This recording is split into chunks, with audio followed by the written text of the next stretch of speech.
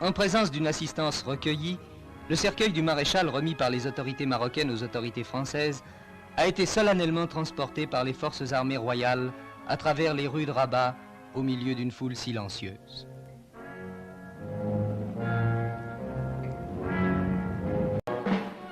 Un train spécial devait conduire le cercueil jusqu'à Casablanca.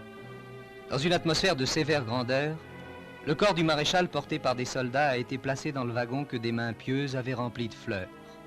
Et c'est au milieu des fleurs des parterres de Rabat dont il avait été le créateur que le grand soldat fit son dernier voyage sur cette terre marocaine qu'il avait pendant de longues années modelée au gré de son génie constructeur. Car Lyautey, tel que l'a découvert son œuvre, est à la fois un nom et un visage.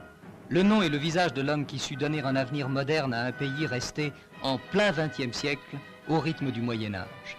Ces images de 1912 retracent quelques instants de l'action grandiose qui fit d'une terre divisée un royaume uni et pacifié.